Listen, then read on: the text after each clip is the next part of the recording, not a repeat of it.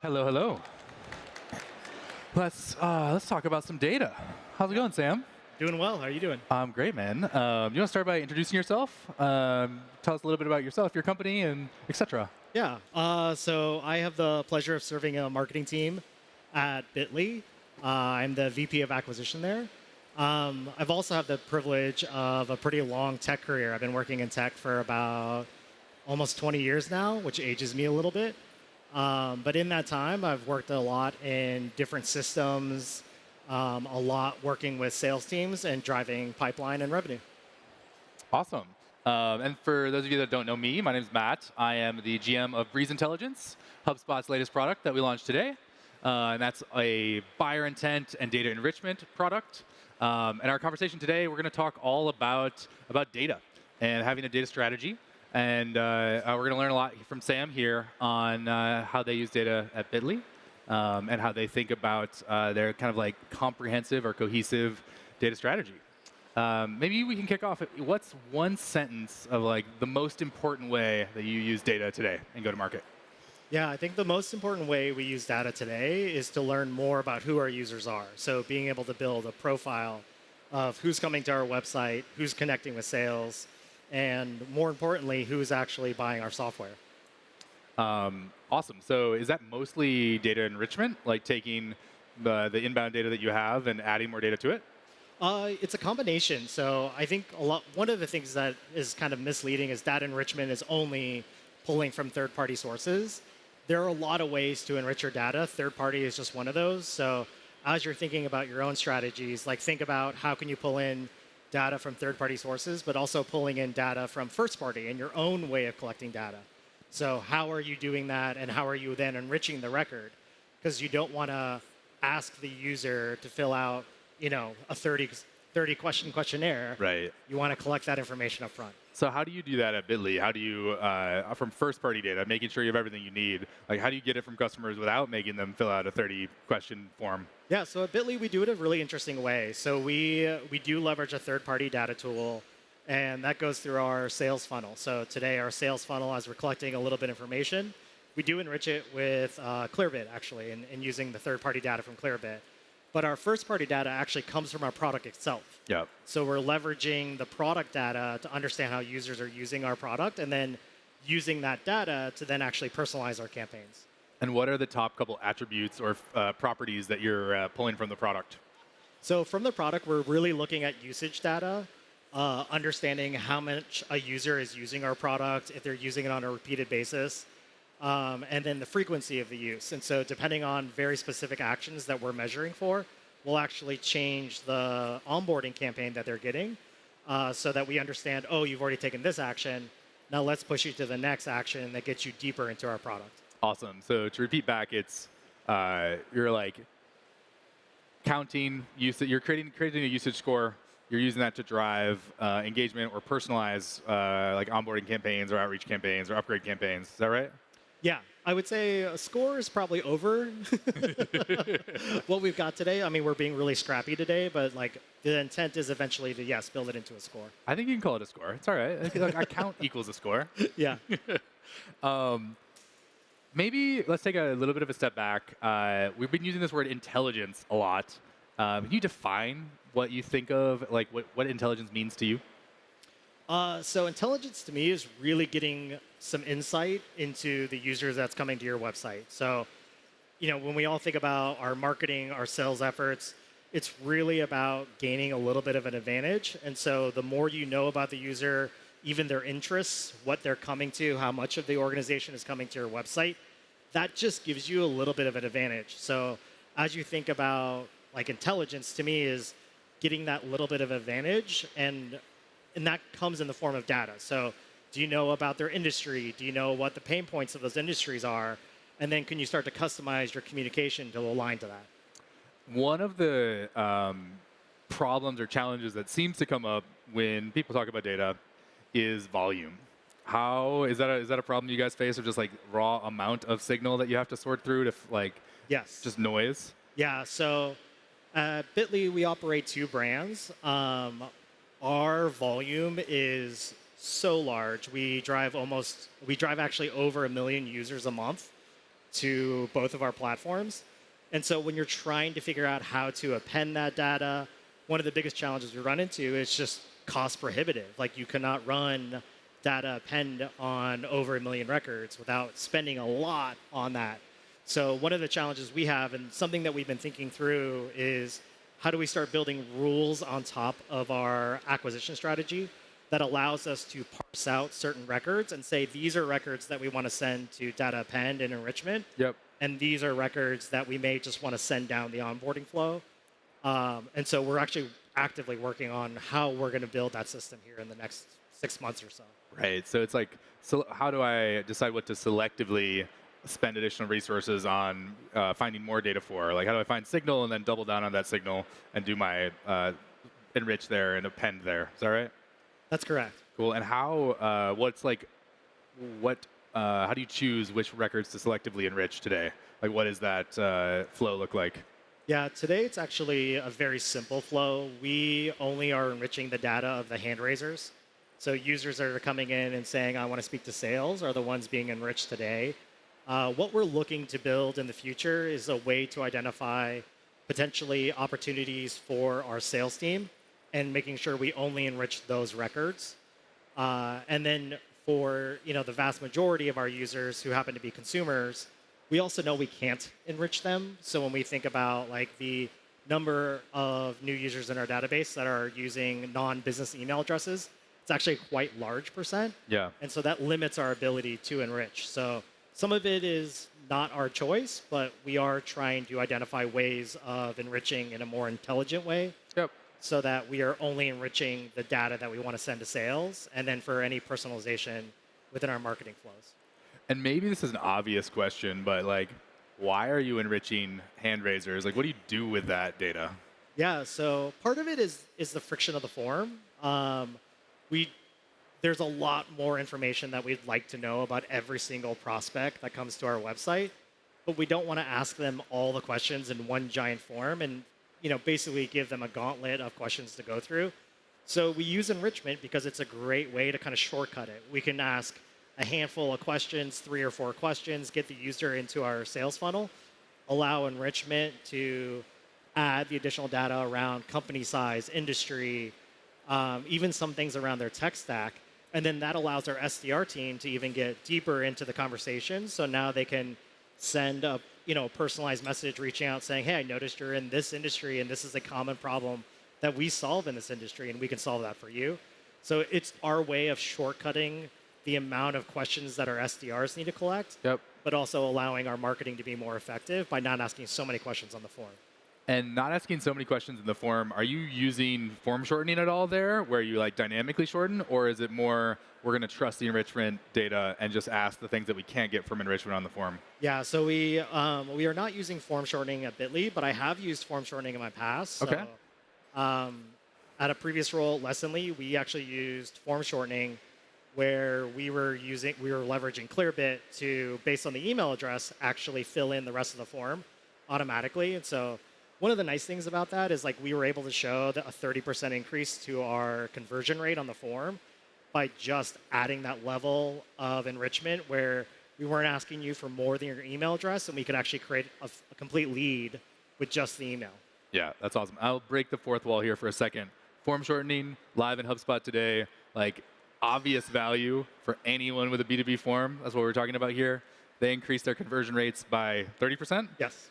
By shortening their forms. Like, no brainer, go do it. All right, back to our regularly scheduled program. That's really cool. So you mentioned like the data attributes that you care about and like the SDRs care about, technology, industry, et cetera. Like, what's your ICP? Is all of this trying to like score and tell your reps what to focus on? Yeah, so the way we think about our ICP is actually more based on the use case as opposed to the person. Okay. One thing that's been very interesting about Bitly as I joined the organization and learned more about it is that Bitly is being used for a million different use cases in a million different industries.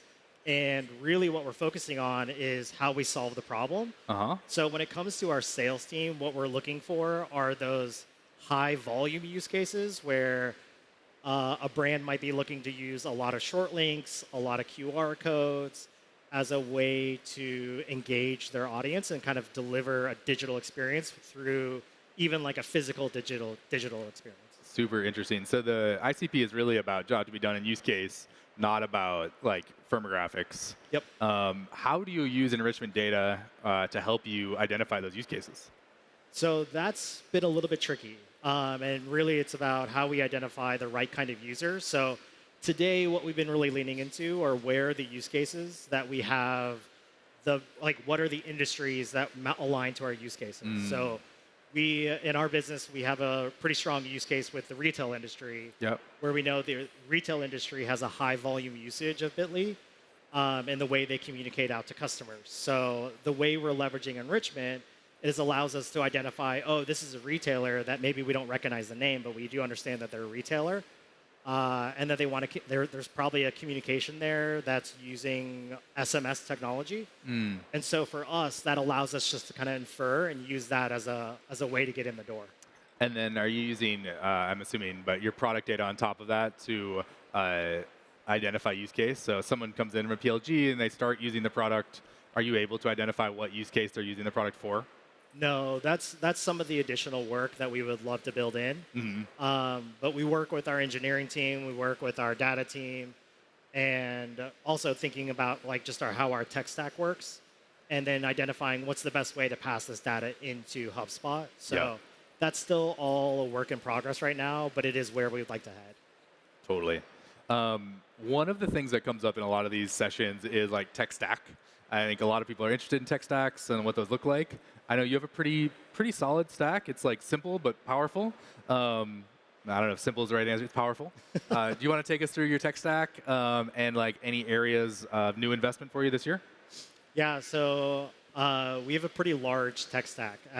One thing I always felt like at Bitly is if you could name the product, we probably have it somewhere in our company. But thinking about from like start to finish, our tech stack, we use Zora for all of our subscription management. Yep. That flows into our data warehouse. Then from our data warehouse, we're then leveraging an integration through Census to push some of the user data over into HubSpot. So the nice thing about pushing everything into our data warehouse and then into HubSpot is then we can append all the additional pieces of data that we want to, and then we can start to build a better user profile.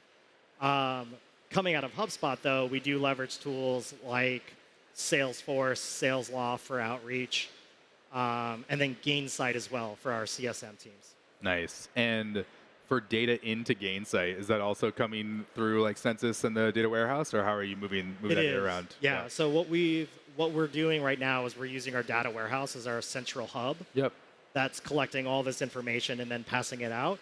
But what's interesting is with enrichment, we're actually only doing enrichment right now in Salesforce.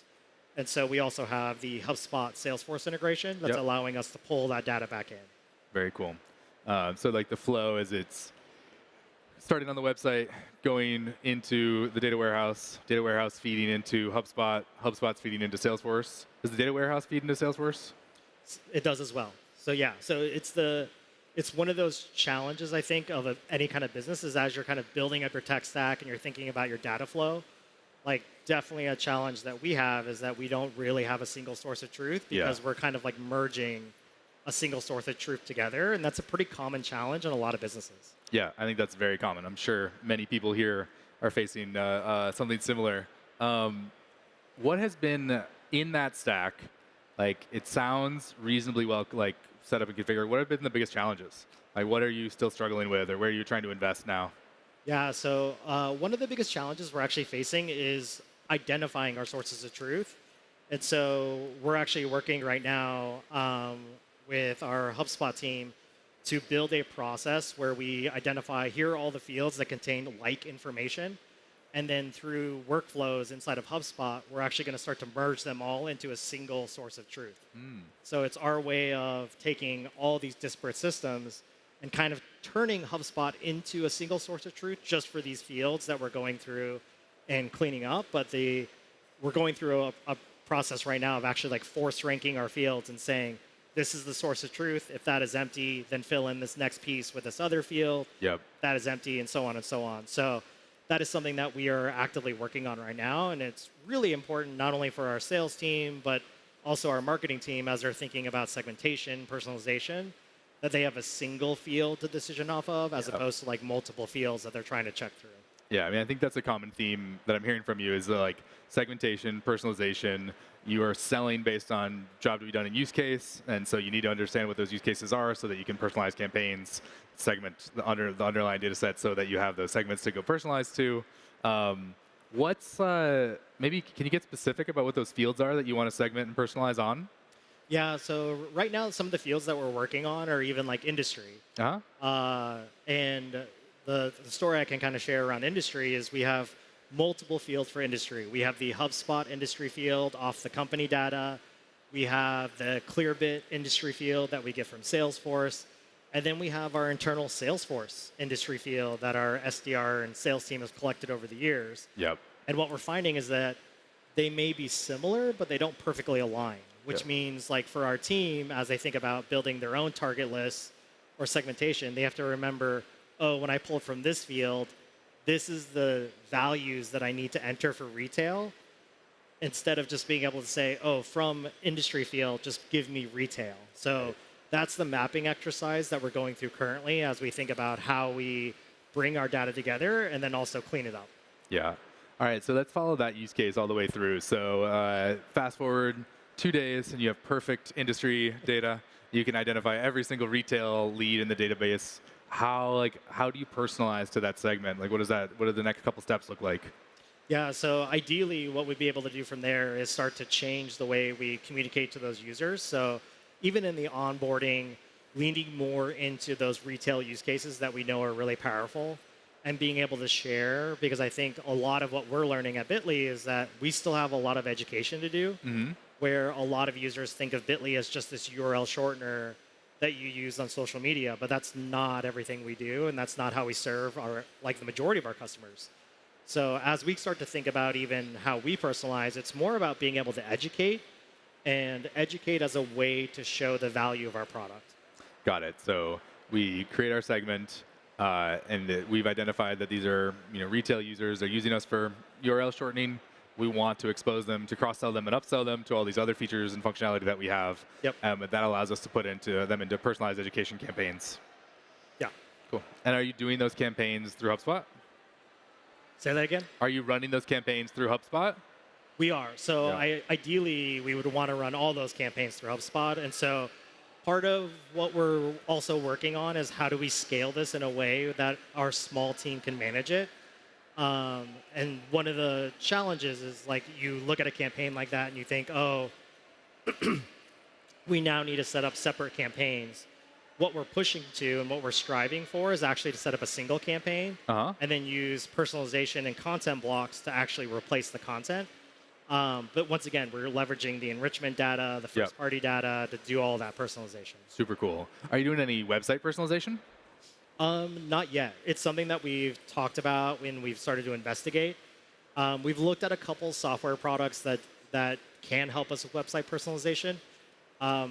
And we're starting to think about how we can even do it in a more testing methodology first, and then think about how we can do that at scale. Yeah. So it's something that we've thought about, but we haven't invested or prioritized yet. Makes sense. Maybe our last topic here, and then we can open it up for a couple questions if anyone has them. Let's talk about buying intent. I know you're relatively up to date on all the different buying intent data types out there. Is there anything you're using today or anything you're excited about using? Yeah, so we're actually in the beta for Breeze. Oh, yeah. And I'm really excited about intent, especially when you think about the way our users come in and the amount of data that we have. We actually find that a lot of users are coming in and they're using their personal email address, even though they work for a business. Yep. And so intent is really exciting to us and our sales team as we think about how do we start to identify those organizations that are showing interest in our website where maybe they're not making themselves known, but they are making themselves known by visiting our website. So by leveraging intent, understanding which organizations are interested in our business, we can now go out and be smarter with our outbound efforts. We can be smarter with our ABM efforts as we think about how do we target those companies that are showing interest with a very different message than maybe those audiences or those companies that are just kind of like visiting here and there. The other thing that I'm excited about with intent is our ability to leverage it for our CSM team. So if we see that one of our customers is visiting our pricing page at a high velocity, and there's a lot of people visiting our pricing page, that probably is a signal that they're going to do one of two things. They're either shopping us around to get an idea of who might have better pricing, or they're thinking about downgrading and maybe moving down to a lower tier plan, and they're checking the pricing page to see what their options are. Yeah, I think that's really interesting. I think a lot of people think about buying intent just as like new pipeline or indication of first time buying, but it's actually very valuable for like win back campaigns, existing customer retention campaigns. And yeah, the pricing page always comes up as like one of the highest intent areas. Are there pages that in the Bitly site that you like discount or like I don't care about the intent on these pages? We haven't gotten that deep yet. Really, what we've looked at is more the positive side of things. So these are the pages that our users are visiting that are showing intent. So we use like our pricing page. We have a sign up page. Yep. And then definitely anybody who comes to our quote page. Yep. Just identifying those first. And then ideally over time, we'd be able to optimize and really figure out what's working and what's not and start to figure out those pages that we give value to, and then what are the pages that maybe we take value away from, to your point. Yeah, very cool. All right, we're going to open it up for some questions, but before we do, got a couple slides here. So we launched Breeze Intelligence today. There's a demo station behind us. Go check it out. Sam has been kind enough to be a beta participant in that product. He can answer some of your questions as well. And yeah, this comes with buyer intent and data enrichment. So hundreds of millions of profiles, all at your fingertips, available today. All right, questions. I've got a mic there and a mic there. So if you have a question, come to one of those mics, and we'll do it.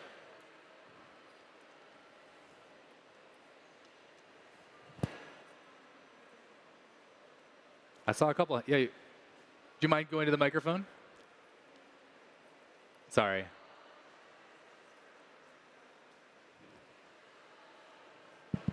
Hey, thanks for the session. So in the beginning, you guys mentioned form shortening is the way to go. Yeah. But a quick question, doesn't that reduce the quality of the lead or the intent of the lead? It's a really good question. So I'll repeat back.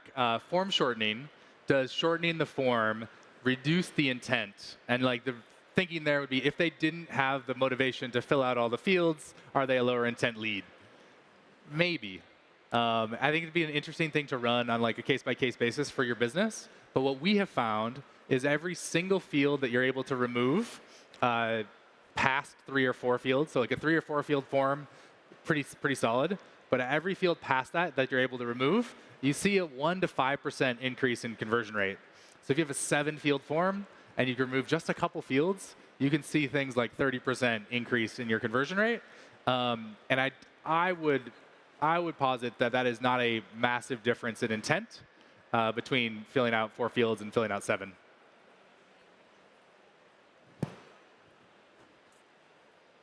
Hi, Sam, I got a question for you.